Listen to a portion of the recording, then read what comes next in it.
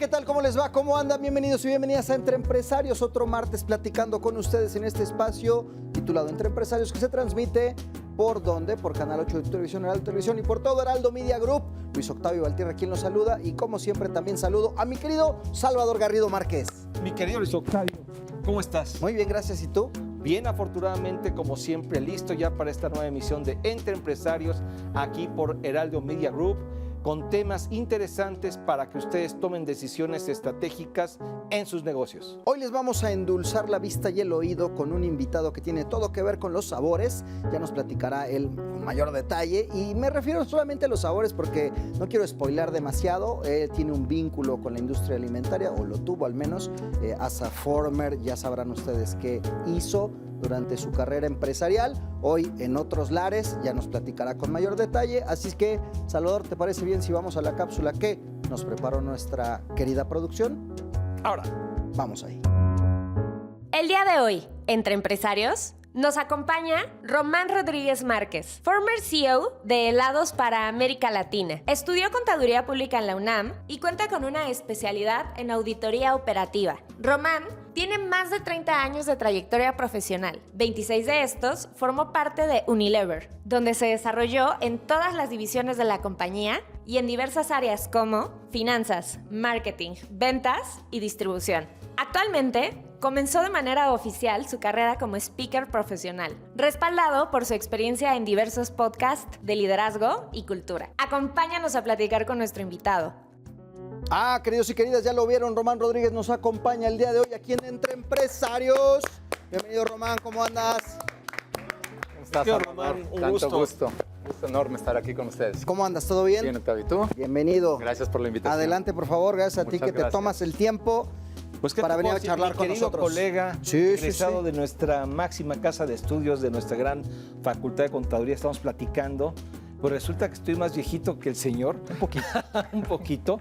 Generación 88, 92, tú 90, 94. 94, sí. O sea, ve nada más. Y ya en estos lares del retiro, precisamente con motivo de tu trayectoria. Correcto, En un una de las retiro empresas. anticipado. Así es. Pues Un contador más que se nos suma en este espacio, no es gratuito, lo hemos platicado con anterioridad. Algo tienen estos caballeros que de repente se les da el tema de los negocios, y seguramente que con la historia de Román no será la excepción. Así que, mi querido Román, primero y principal, gracias por habernos dedicado este espacio, este tiempo, y para venir a charlar con nosotros.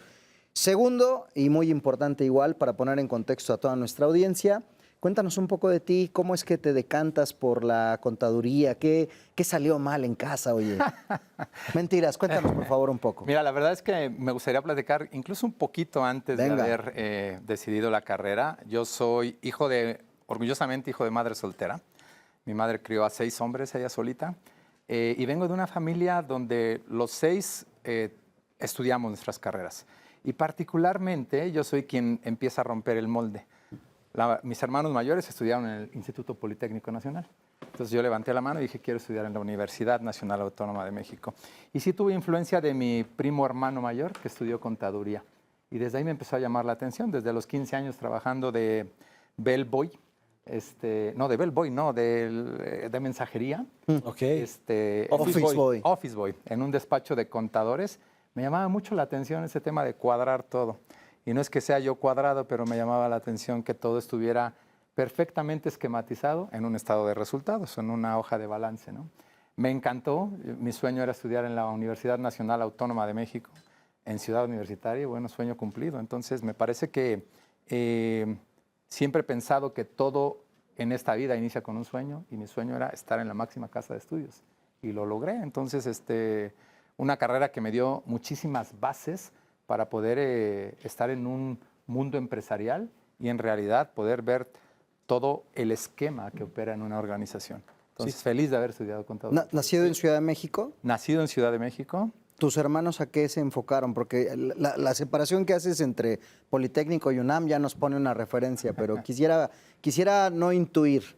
Mira, la referencia es que las ingenierías que ellos estudiaron estaban de alguna manera más calificadas en el Politécnico Nacional, y yo siempre fui malísimo para el cálculo integral y diferencial. Entonces, desde ahí fue un enfoque a yo quiero enfocarme más en la parte matemática financiera, pero también que me abriera las puertas hacia un horizonte más amplio en una organización. Todos son profesionistas. Tuve un hermano que jugó fútbol profesional, a nivel profesional en varios equipos de primera división. Él estudió la preparatoria solamente y de ahí se dedicó al fútbol de manera profesional. Súper. Entonces, los 6, yo te podría decir, los 6 somos hombres de bien. Somos felices, tenemos nuestras familias y trabajamos duro todos los días. Oye, ¿en qué equipo jugó? Pues jugó en varios. Mi hermano empezó en el equipo León. Le tocó jugar todavía junto a Evanibaldo Castro Caviño, nada más para que se den una idea de la época. Jugó en el León, en el Pachuca, en el Atlante, en el Querétaro, en el Atlas. Creo que fue su época dorada. Y bueno, ahora ya en estos días también se está retirando mi hermano. Un saludo a mi hermano. Muy bien, excelente. Te robé la palabra hace unos momentos. Ibas a, supongo que jalar hebra de la facultad. Así es, bueno, tú eres egresado de la Facultad de Contaduría, contador, ya lo estabas comentando, pero realmente no te dedicaste a la profesión contable, a la profesión de contaduría, platicamos antes del programa. Sí. Bueno, ¿cómo de contador pasas a esta actividad que ya se vuelve más financiera, más de negocio, más de venta, más comercial, Sí. hasta pues desarrollar lo que hoy en día vienes haciendo en tu actividad profesional? Es una pregunta súper interesante, Salvador. Hay un momento mágico en mi carrera. Obviamente, saliendo egresado de la Facultad de Contaduría, hice mis pininos, llevaba yo contabilidades, me compré una computadora, que en ese entonces alguien que tuviera computadora era como un extraterrestre, y llevé un pequeño despachito en casa de contaduría, pero me faltaba un poco más como de emoción. El primer día que llego a la organización, a Unilever, en la división de helados Holanda, me acuerdo perfecto, junio de 1990. ¿Unilever fue tu primer trabajo? No, ya venía yo de algunos otros empleos, Ok. pero una organización tan grande, sí, Unilever. Ok, pero antes de entrar a Unilever, en la facultad, imagino que trabajaste durante el periodo de estudiante o terminaste la carrera y después trabajaste. No, siempre trabajé toda mi vida y sí trabajaba yo en un grupo maderero, donde Ok. llevaba yo la contabilidad y la administración del negocio. Entonces, desde ahí se me empieza a abrir la perspectiva de no solamente ver los estados financieros, pero ver las compras de materiales y después cómo se transformaban en un producto terminado y después habría que irla a cobrar al cliente. Desde ahí empezó como, wow, esto va más allá que llevar solamente la contabilidad. Me llama la atención que Gran obviamente empezaste tu carrera como ejecutivo B, déjame denominarle Office Boy, ejecutivo B. Office Boy. El ejecutivo B por esto, B por lo otro, etcétera. Sí. El tema aquí es que después pasas y te gusta el ámbito de lo que es la oficina, que muchos Sí. terminan no gustándole u odiando, pero a ti te gustó y te incorporaste así al mundo de la contaduría. Eso te iba a estudiar contaduría. Tu primer trabajo fue esta empresa en la industria de la madera. Sí. Y de ahí, ¿qué sucedió? De ahí sucede, me voy a una industria textil, en una empresa pequeña en realidad, que fabricaba ropa de seguridad industrial. Los uniformes para los bomberos, guantes de asbesto, escafandras de Kevlar para resistir altas temperaturas. Y ahí nuevamente este acercamiento como un contador general, pero en realidad un administrador general, que ya empezaba a tener trato con clientes, que ya empezaba a ver compras y exportaciones. Entonces, otra vez ahí dije, wow, esto va muchísimo más allá. Y en el 99 llego a Unilever en la división de helados Holanda. Okay. Les prometo que nunca se me va a olvidar ese día. Llegué al centro de distribución más grande de América Latina como jefe administrativo y financiero de ese centro de distribución. Pero cuando llego y veo a los camiones, a los vendedores subiendo y bajando mercancía, yéndose en las rutas, les prometo, y por ahí mi conexión con los sueños. Soñé y dije, yo quiero dirigir esto. Y me empezó a interesar el campo. Y fui un financiero, administrador, que vivía la realidad en el campo. Y entonces, si había un vendedor que me decía, Román, es que no me quiere pagar el cliente, le decía yo, al día siguiente me subo contigo. Y lográbamos hacer la cobranza. Pero más en una participación colaborativa, más que una imposición de vas y me cobras. ¿Cómo puedo ayudarte? Entonces ahí empiezan a haber muchas conexiones que hoy hay un link profundo con lo que estoy haciendo, porque yo creo mucho en el liderazgo al servicio de los demás, al servicio de los equipos. Y toda mi vida desde ahí, sobre todo ahí cuando entré a Unilever, me di cuenta que mis acciones tenían que servir al equipo. Y al momento de tener acciones que sirve al equipo, pues ocurre magia y toda la organización está volcada en hacerle caso al verdadero jefe, que es el cliente y el consumidor. Ahí fue donde ocurrió magia. Y obviamente hice mi carrera financiera administrativa a los años que debía hacerla, pero levanté la mano y dije, yo quiero operar ventas. Yo quiero ir a la parte de operaciones. Y obviamente hice mi parte de operaciones, ahí es mi vínculo con la parte de ventas, y después pues, supply chain, y después marketing, y después administrar todo el negocio en México, y después en América Latina. Entonces fue, me parece que increíble, pero mucho a través de detectar esos momentos clave que te llenan el ojo, que te hacen soñar y que después dices, bueno, quiero ir por ello, y hay que hacer algo para lograrlo. Sí, lo que estás comentando es muy interesante porque inicias con labores administrativas, Sí. después con labores contables, Sí. en este caso, sobre todo, me imagino, muy de registro, que fuiste tú perfeccionando para interpretar, diagnosticar, pasaste al aspecto financiero, Correcto. al tema precisamente de la evaluación de las cifras, que después te llevó al tema de operación y entendimiento del negocio, Sí. y después del entendimiento del negocio y operación, el vínculo per se con lo que sería el mercado, con la industria, con las ventas, con lo que es el marketing, etcétera.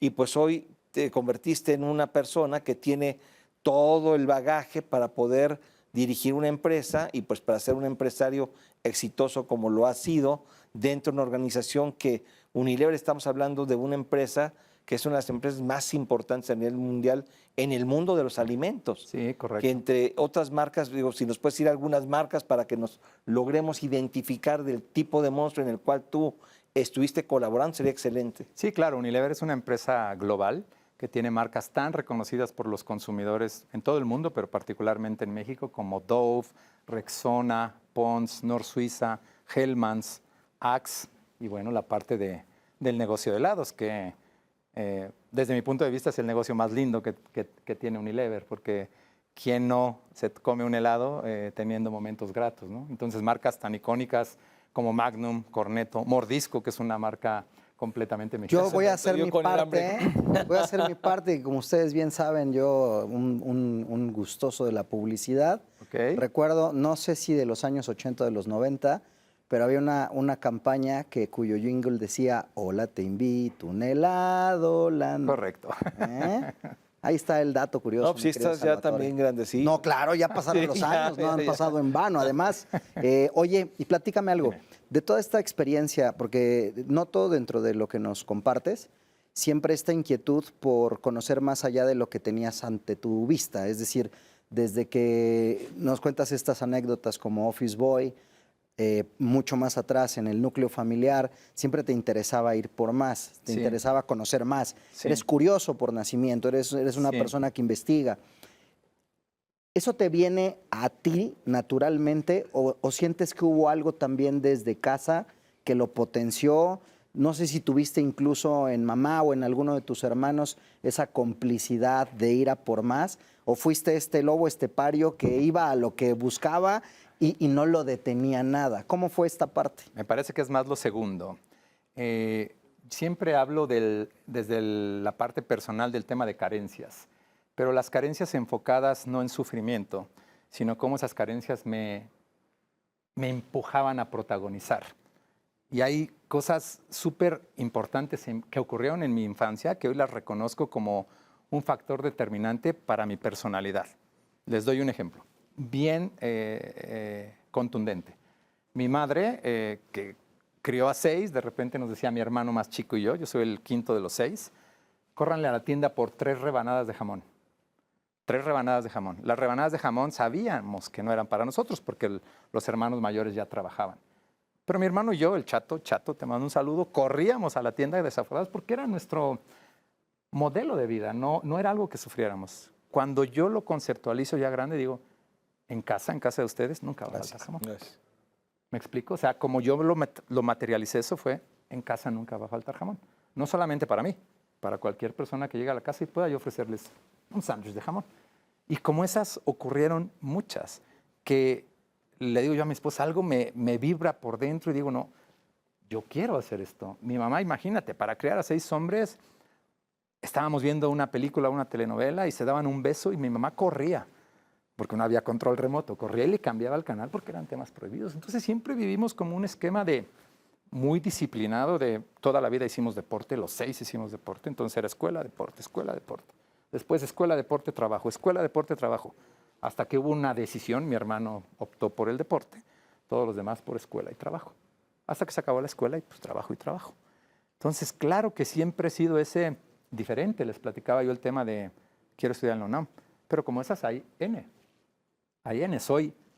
No me considero un especialista, pero sí me gusta romper tradiciones cuando el romper esa tradición te va a llevar a un esquema evolutivo mejor para mí y para los que vienen después de mí. En este caso, mi familia, mis hijos, las nuevas generaciones. Estoy convencido que la gente que empieza a envejecer tenemos ese propósito, esa obligación de dejarles un mundo mejor a las próximas generaciones. Y ahí está mi enfoque. Entonces, fascinado de haber vivido lo que viví, independientemente que hayan sido carencias. Y mira, ahora que se transforma, estoy aquí con ustedes, pues está maravilloso. O sea, la vida sigue siendo mágica. Sí. En toda esta trayectoria, obviamente ocupando diversas posiciones estratégicas hasta llegar a la dirección general para Helados Holanda. ¿En América Latina? En América Latina, inclusive, no solo para México, sino para América Latina. ¿Cuál es el que consideras el éxito más importante que tuviste como director general o como profesional? Mira, me parece que tengo varios, pero para mí hay uno muy representativo. Soy mexicano de nacimiento, amo mi país y haber llevado a México a ser hoy una potencia a nivel mundial por cómo operamos y ser el país más digitalizado del mundo, es decir, también hacerle caso a las tendencias de mercado que están ocurriendo, haber vivido una época muy dura para todos nosotros que fue la pandemia en el 2020 y en ese momento hacer una reinvención de cómo operaba el negocio de punta a punta, me parece que es un tema sin precedentes. Entonces me siento muy orgulloso de hoy haber posicionado al país como una potencia a nivel global en el mundo de los helados. Y de ahí siempre he pensado, tengo un esquema muy claro de cómo deberían o cómo deberían de funcionar las organizaciones. Y hay 2 pilares fundamentales para mí. Uno es la cultura, la gente, la salud cultural, la salud de los equipos de trabajo, y el otro pilar es la salud financiera. Si tú pones estos 2 pilares muy sólidos, con una estructura muy buena del supply chain, de la cadena de suministro, pues apuntamos al desarrollo del mercado. O sea, veámoslo como un partenón. Entonces también me siento muy contento de haber dejado una salud cultural, porque toda la gente conectada con el negocio de helados, yo siempre pensé que alguien que se come un helado tiene que disfrutarlo, pero el equipo adentro también. Y esto es posible gracias a que el negocio tiene una salud financiera, porque si no, pues ¿de dónde pagábamos nuestros salarios, no? Oye, y más allá de que se habla el mismo idioma o algo muy parecido en el continente, quitando a nuestros primos de allá arriba, que igual se habla castellano, pero bueno, distintas condiciones. ¿Cómo veías la parte de los mercados? ¿Cómo se movían desde México hasta Tierra del Fuego? ¿Qué tantas variantes? ¿Qué tantos? La parte cultural inclusive. A mí me llama mucho la atención. En Sudamérica los climas son muy distintos que acá, son completamente drásticos. Sí. El invierno es invierno y es un señor invierno, Sí. y el verano es un calor que te quieres echar a nadar. Sí. Entiendo que eso debe ser un factor también para el tema del consumo. Cuéntanos. Completamente, sí. Y justo me parece que ahí vuelve a cobrar importancia este factor de el liderazgo en realidad tiene que ser al servicio de los equipos y de los clientes y consumidores. Y voy a poner un ejemplo. La cultura brasileña, por ejemplo, es una cultura muy linda, que es muy similar a la nuestra, porque son muy cálidos, porque son muy alegres, pero definitivamente el gusto por los sabores es completamente diferente, ¿no? Sabores que funcionan aquí no necesariamente funcionan allá. Yo era encargado de hacer un filtro de todo el programa de innovaciones, de la innovación que se les ocurra. Y muy importante, la primera vez que voy a Brasil, y entonces todo el equipo viene y me dice, te vamos a mostrar todo el portafolio de innovaciones que tenemos planteado para este año. Y pues yo comes helado todos los días, ¿no? Comía el helado y lo probaba y ellos estaban muy expectantes a que yo les dijera si me gustaba o no. Y al final les dije, este me gusta, este no me gusta, pero no me hagan caso a mí. Claro. Yo soy mexicano. Claro. Tengo un sabor definido por mi cultura, Claro. por mi educación.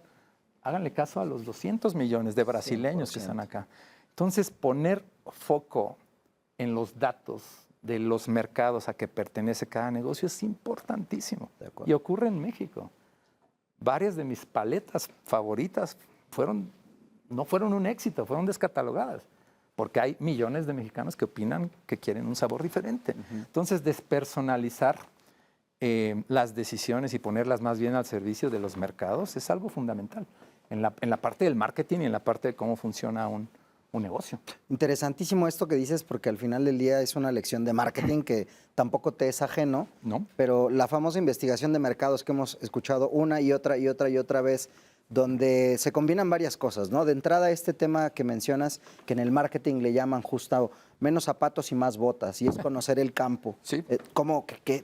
Cómo se comporta y qué le gusta Sí. a quien le quieres ofrecer un producto o un servicio. Sí. Y por otro lado, me imagino que en Unilever y puntualmente en la división de helados, tienen un nutrido equipo de investigación de mercados que hace su chamba para saber y para investigar y escudriñar pues, qué son estas innovaciones que el consumidor está esperando, ¿cierto? Completamente sí.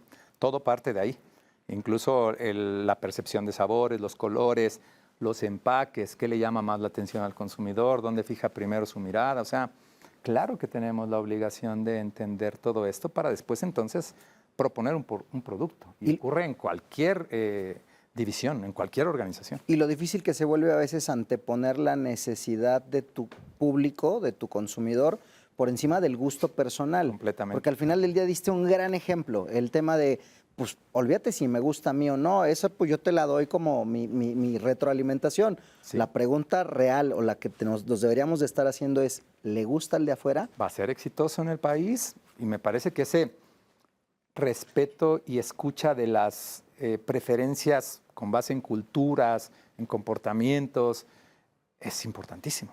Totalmente. En cualquier organización. En México mismo vivimos muchas realidades diferentes en el norte, en el sur. En el norte no es representativo, me acuerdo mucho, el postre de la Carlota, que es el pie de limón. Sí.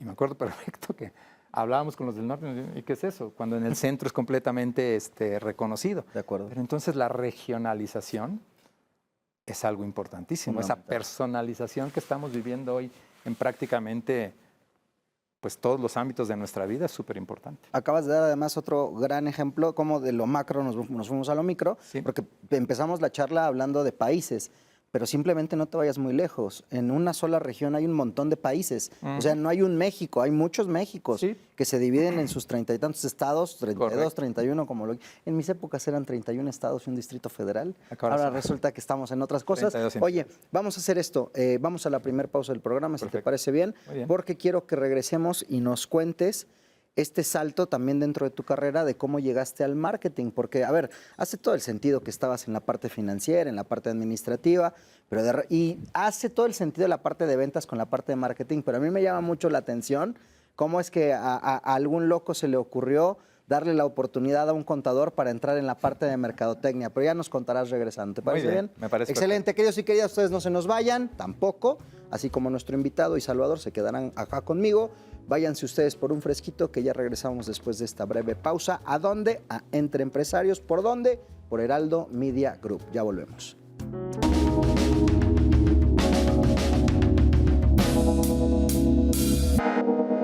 Asesórate. Asesórate. Asesórate. Asesórate. Asesórate. Asesórate. Asesórate. Asesórate. Asesórate. Asesórate. No nos cansaremos de decírtelo. Asesórate. Garrido Licona. Asesoría fiscal, legal, financiera y de negocios. Visítanos en garridolicona.com. El outsourcing no es indebido y no ha desaparecido. Hoy se le conoce como servicios especializados. Lo que es indebido es que tú o tus proveedores no estén correctamente registrados ante la autoridad y no cumplan con los requisitos establecidos. Esto puede traerte consecuencias fiscales, legales e incluso penales. Evita riesgos innecesarios. Contáctanos. GL Working. Working for you. www.glworking.com.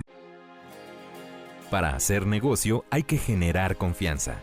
En GL Auditoría analizamos y nos aseguramos que la información financiera de tu empresa genere confianza y tranquilidad para tus clientes, socios, autoridades e instituciones financieras, entre otros.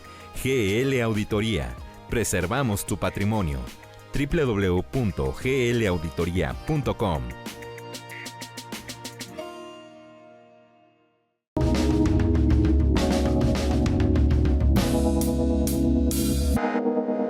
Bienvenidos y bienvenidas de vuelta a Entre Empresarios. El día de hoy está con nosotros Román Rodríguez, former CEO para Helados Holanda, diagonal Unilever en México y en LATAM, quien nos ha estado platicando un poco de sus inicios, nos ha platicado también cómo es que llegó hasta su posición como CEO, y en el bloque anterior, particularmente en ese trayecto, yo le preguntaba algo que a mí en lo personal me interesa mucho conocer y que vamos a retomar la plática con ese detalle, y es cómo llegaste a la parte de mercadotecnia, mi querido Román. ¿Qué pasó ahí? Pues mira, pasó que justo me gusta pensar que fui un director general o un CEO que se encargaba de pastorear. Y pastorear es decir, hay que ir a donde la acción está ocurriendo.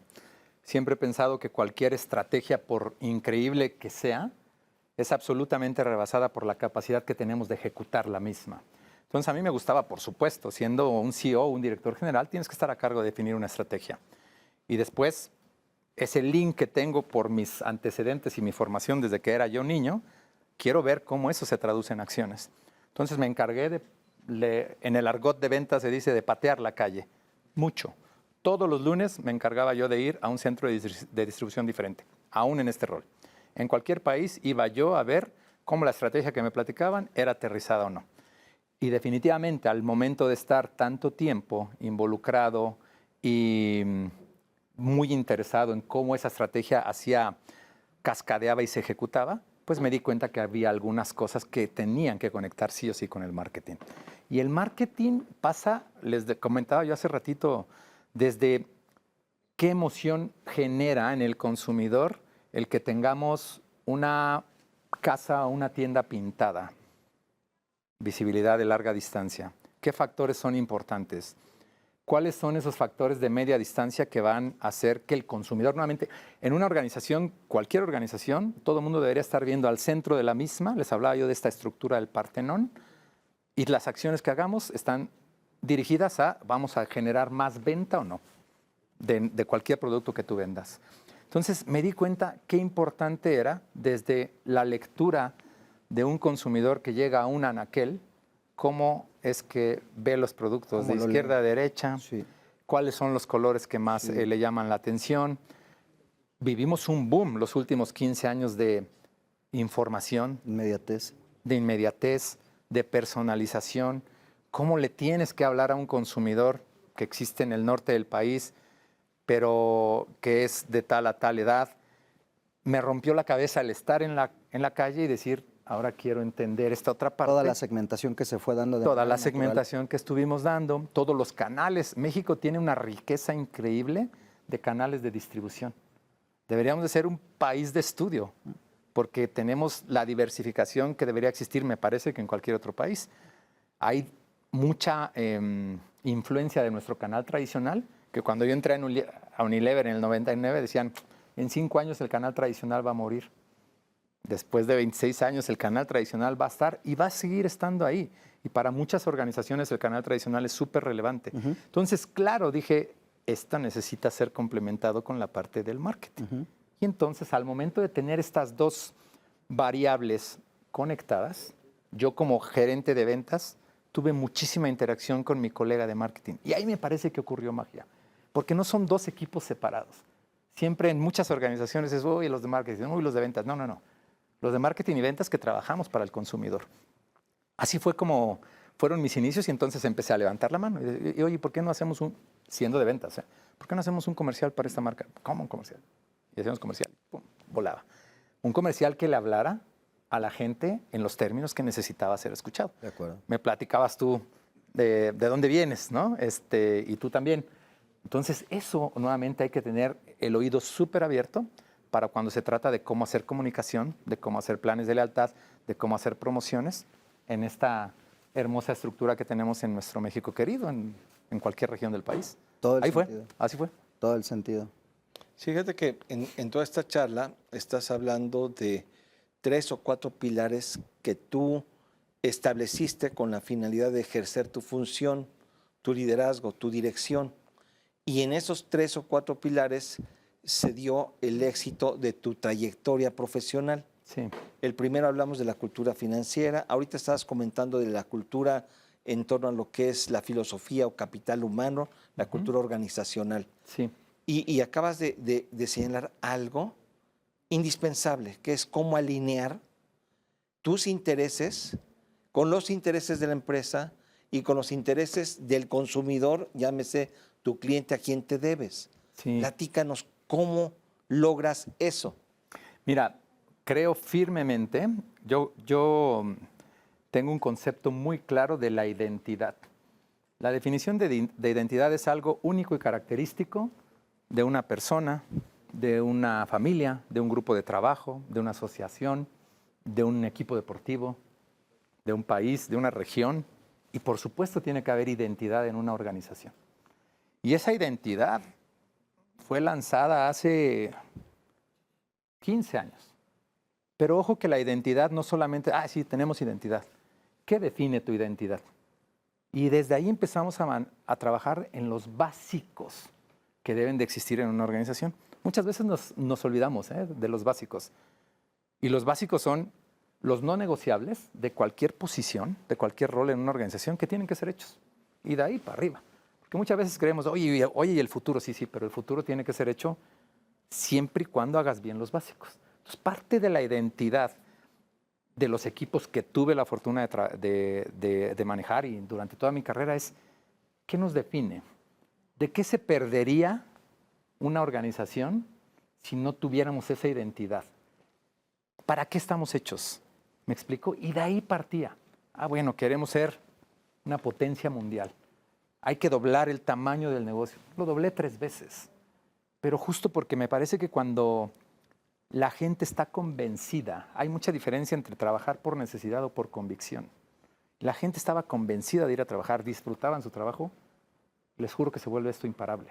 Pero con una definición muy clara, la cultura para mí fue la identidad del equipo. ¿Cuáles son esos 3 o 4 factores que nos hacían únicos a nivel global? Y puede sonar hasta un poco presuntuoso, pero no lo era, porque nosotros nos definíamos así. Y ahí nos volvíamos imparables. Creíamos que el cielo era el límite. A eso me refiero con la parte de cultura. Y definitivamente la otra columna así grandotota de este Partenón, pues es la salud financiera.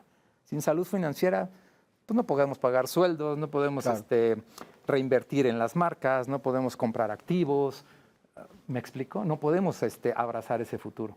Nuevamente, COVID fue una etapa súper dura, pero justo estos 2 pilares se mantuvieron, no quiero decir intactos, porque obviamente hay impactos, pero se mantuvieron con una salud muy buena.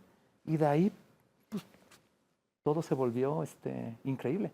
Los resultados vinieron, pero teniendo estos 2 pilares muy sólidos. Quisiera nada más preguntar, si nos lo puedes compartir también, ¿cómo definías la salud cultural, este ADN que les caracterizaba, su diferenciador? Teníamos, porque llegamos a ser no solamente de los países más exitosos, la región más exitosa, América Latina, sino también con los mejores indicadores en las encuestas que se corrían de satisfacción de los empleados. Éramos el equipo más feliz y el más exitoso. El más feliz y el más exitoso. Me parece que sí se pueden combinar. Ahora, hay muchos speakers que hablan de eso. Perdón que te interrumpa, porque eso es el ideal de todas las empresas, de todos los empresarios, de todos los directivos. Pero lograr eso siempre es saber cuál es la receta, cómo lograr que tu gente sea feliz y que se alinee a los objetivos de tu empresa. ¿Cuál fue tu secreto? Ya hablaste de identidad, identificar esa característica que en general a la empresa y a todos nos une. Pero ya, ya identificaste y luego... Hay muchas cosas que se pueden hacer y muchas cosas que hice durante mi carrera. Otra que me gusta hacer, o que me gusta porque me sigue gustando hacer ahora en esta pequeña compañía que quiero formar a través de Román Rodríguez, es desjerarquizar la organización.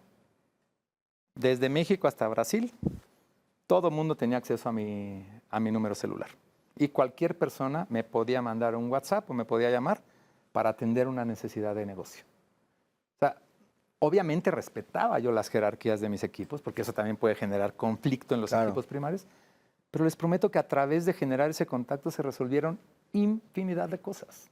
Entonces esa es otra, desjerarquizar la organización y estar disponible nuevamente. Sí creo mucho. Obviamente el estrés, y mi esposa te puede platicar del estrés que yo vivía, porque estaba conectado 24/7. Pero estaba yo al pendiente de las necesidades reales de una organización. 2, abrazar el error. Me parece que tenemos muy satanizado el error. Y afortunado o desafortunadamente, y siempre lo comento en mis conferencias, es cuando uno nace, pues, no nace sabiendo caminar. Y para caminar hay que caerse. Y para andar en bicicleta. Y para ser un empresario como lo son ustedes. Me parece que abrazar el error y capitalizar el aprendizaje y volverlo a intentar es algo importantísimo. Y la otra es una cuestión de ser muy claro y transparente en la comunicación. O sea, por supuesto que no siempre todo es felicidad. Y hay que enfrentar esos momentos donde la situación no va bien y hay que hablar de manera clara. Entonces, la comunicación clara, abierta, concisa y cercana con los equipos de trabajo para mí es la diferencia. Ok. Oye, en tu carrera profesional, obviamente estos puntos que estás comentando te llevaron a ser exitoso, insisto, pero también hubo muchas dificultades, muchos retos, muchos problemas. ¿Cuál ha sido el principal problema o cuál fue el principal problema, reto, riesgo que enfrentaste en tu vida profesional como director? Pues definitivamente la pandemia. Siempre hablo de la pandemia porque me acuerdo perfecto, ¿eh? Fue un viernes que decidimos el equipo directivo dar el mensaje que nos íbamos, la gente de oficinas, a trabajar a sus casas. Hice una reunión con el equipo y el equipo me preguntó, ¿cuánto crees que dura esto, Román? Yo dije, 7 o 10 días. O sea, definitivamente no sabíamos a lo que nos enfrentábamos. ¿Te acordaste la de la gripe aviar? Dijiste, esto va a ser... 7, 10 días, ¿no? No, un par de semanas a lo más. Correcto. Ya. Entonces, el impacto fue tremendo. Para mí hay un parteaguas en mi vida personal y profesional con la pandemia. Porque creo que la gran reflexión que tengo es, si no lograste reinventarte de cosas que hacías antes de la pandemia, en procesos, en rituales, en forma de pensar, de ver la vida, de ser líder, no sirvió de nada estar guardado tanto tiempo. Pero algo teníamos muy claro, y vuelvo otra vez a estos 2 grandes pilares. La prioridad absoluta era proteger a nuestros equipos de trabajo. Así, número 1, es un no negociable. Y la segunda, proteger la salud financiera del negocio. Y me parece que las organizaciones que lograron hacer esto siguen hoy vigentes, pero hubo muchas que no se enfocaron en ello y desafortunadamente perecieron, ¿no? Y la otra tiene que ver con este manejo del ego, porque también voy a ser muy vulnerable y claro que me he equivocado millones de veces. Y justo hace rato les decía la importancia que tiene el reconocimiento de las particularidades de los consumidores y de los países y de las regiones. Tuve una oportunidad hace muchos años, trabajando desde el área de ventas, de tener a cargo un proyecto a nivel de Estados Unidos, Canadá, México, Brasil. Y me enfoqué tanto en defender lo que operaba en México que no me di la oportunidad de mirar lo bueno que se hacía en otros países. Si la vida me hubiera dicho, en 10 años más vas a tener a cargo América Latina, hubiera sido mi punto diferente. Pero era yo muy ególatra y dije, no, yo voy a defender lo que está hecho en México. Y me perdí de muchas cosas que se estaban haciendo bien en otros países. Golpe de realidad absoluta. Por eso ahora que cuando llego a la posición, dije, wow, tengo que hacerlo completamente diferente. Y mostrarme humilde, ¿eh? En el sentido de, siempre he pensado que no quiero ser el tipo más inteligente en una reunión, pero sí quiero ser el que más aprenda. Y no importa cuántos años tenga yo en la organización, siempre saber decir no lo sé, me parece que fue fundamental, pero con ese golpe de realidad que me tocó. Nos hablas ahora de otra faceta que también ya estás incorporando en tu día a día, que es la marca Román Rodríguez. Cuéntanos un poco de qué va. Pues mira, va justo de poder transmitir pues estas experiencias que me ha tocado vivir. Yo cuando hago conferencias hablo desde la experiencia, desde lo que viví, incluso muestro fotografías de cuando era niño y cómo disfrutaba yo mi baño cuando no nos dábamos cuenta que no había agua caliente. Entonces hay una conexión absoluta entre lo que soy y lo que logré ser a través de caídas, de carencias. Va por ahí. Mi marca va en relación a quiero transmitir. Nuevamente sí tengo hijos mayores. Me casé muy joven con mi Cari. Tenemos hijos de 30, 29 y 26 años. Tengo una absoluta convicción de que quiero dejarles algo mejor a ellos. Entonces, mi marca va en ese sentido de poder inspirar. Estudié en la universidad, me encantó estudiar en la universidad, pero compito contra gente muy preparada, contra gente que tiene maestrías y doctorados en universidades del extranjero. Pero creo que el valor se demuestra en el día a día. Quiero contagiar a la gente de saber y pensar que sí se puede. Tengo esta frase, mi conferencia magna es la magia del soñar y el poder del hacer. Claro que hay que soñar y seguir soñando a la edad que tengamos, pero hay que hacer cosas para poder llegar a ese sueño. Entonces soy un hacedor absoluto y un luchador por naturaleza, porque desde los 4 años practiqué lucha grecorromana, les decía yo hace rato. Entonces de eso va. Oye, y este tipo de conferencias hoy día las das como a nivel empresarial también. Sí. Es decir, tienes contacto con empresas que Sí. a su vez te piden, oye, me gustaría potenciar a mi equipo de... Correcto. Y entonces ahí es donde entra la magia de Román. Correcto. Ah, súper bien. Correcto. ¿Y cuál es tu favorito? O sea, que de estos contenidos que imagino has ido elaborando y sigues elaborando, y lo veo como una especie, como en el mundo de la cinematografía y digamos que de la realización, vas elaborando guiones y esos guiones te van dando camino para diferentes conferencias. Hoy día, de lo que llevas recorrido en ese sentido, ¿cuál es tu favorito? Mi favorito es hablar de esto, de cómo poder transmitirle a la gente que tenga la oportunidad y dicha de poder tocar, que todo es posible, con trabajo, con disciplina y con amor.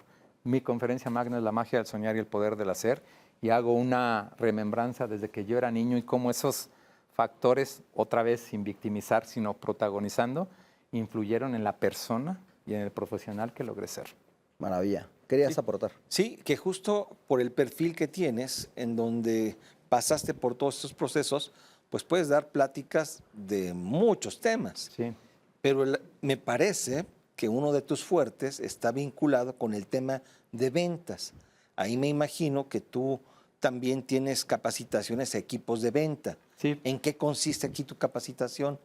La capacitación que puedo dar a los equipos de ventas es en el sentido de cómo con disciplina y proceso puedes tener, porque muchas veces en ventas es muy mencionado hay mucha preocupación por lograr la cuota, por lograr la venta, por lograr el objetivo. Cuando en realidad el objetivo, si lo vemos aquí en un periodo de tiempo, es una consecuencia de muchas cosas que se hacen aquí. Mi especialidad es en hablar de todas estas cosas que se tienen que hacer para entonces, en consecuencia, el objetivo, la cuota del mes, tiene que llegar. Y desde ahí, nuevamente, la convicción individual de un vendedor. A un vendedor le tiene que brillar la mirada. A un vendedor le tiene que brillar la mirada, hacer perfectamente sus básicos e ir más allá de lo que está viendo en el momento. Fíjate que yo ahí coincido completamente contigo, y hay algo que he visto en el mercado, que pensamos que somos buenos vendedores porque hablamos, porque tenemos esa facilidad. Y realmente el vendedor tiene esa facilidad, pero tiene más estrategia. Sí. Y lo vincula con un tema relacionado con el conocimiento de las necesidades de las personas, el escuchar, el identificar cómo le gusta que le hablen a esa persona, y sobre esas bases es crear un método, un proceso, una estrategia que no solamente es hablar y presentar el producto, sino detrás hay que prepararse y muchas otras cosas. Completamente. Y creo que eso es parte de lo que tú me parece que estarías haciendo muy bien. Pero pues ya también los tiempos se nos están yendo, mi querido Octavio. Todavía nos quedan un par de minutitos. Tenemos una dinámica que le llamamos el ping-pong de negocios, mi querido Román. Ájale, soy bueno para el ping-pong. Excelente, pues porque esto justo de eso va, digamos que no con el tiempo que a lo mejor te debes de tomar para un set, pero sí tratando de sacar la primera respuesta que te venga a la mente y después, si nos da chance, desarrollamos. Venga. ¿Un hobby favorito? Cantar. Cantar, ¿por qué cantar tú? porque desde chavito también me veía en la televisión de bulbos de mi madre, me disfrazaba como Napoleón, Opa. me veía yo en la tele. Qué específico. Y canto bien. Opa, bueno, Tengo ya canciones en YouTube. tendrá. ¿Sí? Sí.